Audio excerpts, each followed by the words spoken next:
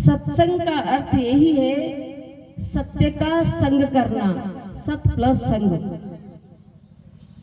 संत समागम में जब हम आते हैं और भगवान की चर्चा संतों के मुखारविंद से सुनते हैं, ईश्वर की चर्चा सुनते हैं, तो मन के अंदर एक जिज्ञासा होती है, हम परमात्मा को जानना चाहिए। और उस परमात्मा को कैसे जानेंगे, और परमात्मा है कहाँ?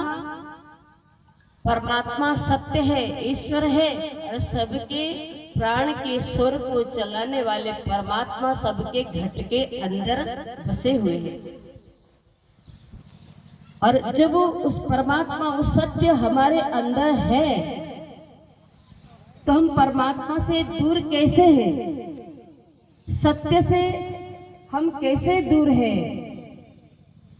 तो सत्य के नजदीक आने के लिए, सत्य से कनेक्शन जोड़ने के लिए संत समागम में आना पड़ता है। जब भगवान की चर्चा सुनेंगे संतों के मुखारविंद से, तो मन के अंदर जिज्ञासा होती है कि जीते जी हम उस सत्य परमात्मा को जानना चाहिए। यही जिज्ञासा उत्पन्न होता है सत्संग में। और जब हम प्रार्थना करते हैं संत समाज में आकर के, हम उस परमात्मा को क्या जान सकते हैं? वो सत्य ज्ञान को प्राप्त कर सकते हैं। जब हम याचना करते हैं, तो संत जिन परमात्मा की चर्चा सुनाते हैं, केवल सुनाते नहीं है, सुनाने के साथ साथ वो सत्य से कनेक्शन जोड़ देते हैं। ईश्वर से संत ही कनेक्शन जोड़ते हैं। और जो सत्य से कनेक्शन जोड़ने वाले संत होते हैं, वो स्वयं सत्य नाम का सुमरण करते हैं, सत्य का, ईश्वर का ध्यान करते हैं। वही संत महात्मा ही सत्य से कनेक्शन जोड़ सकते हैं। सभी लोग सत्य से कनेक्शन नहीं जोड़ सकते। सत्संग का उद्देश्य यही है।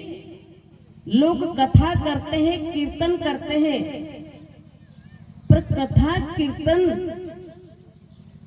में जाने से वो सत्य का ज्ञान नहीं होगा।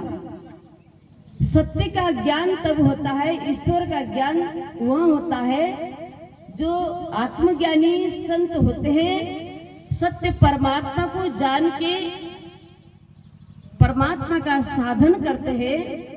उनको पता है सत्य से कनेक्शन कैसे जोड़ना है।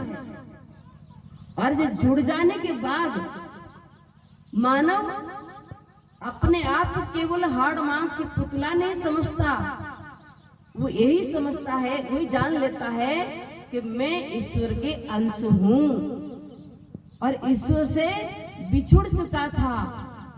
अब उस समय के महापुरुष संतों की कृपा से आज मेरा कनेक्शन जुड़ गया, जिसको आत्म दीक्षा कहते हैं।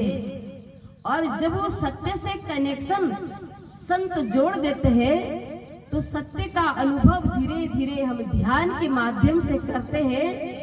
फिर परमात्मा को ढूंढने के लिए बाहर नहीं, हम अंदर ही जाते हैं। इसीलिए कबीर कहते हैं, हे पास दूर बतावे दूर की बात निराशी, पानी में म्यून प्यासी, मैं सुन सुन आवत हंसी। आत्मज्ञान बिना नर भटके, क्या मथुरा क्या काशी, विधि हरि हर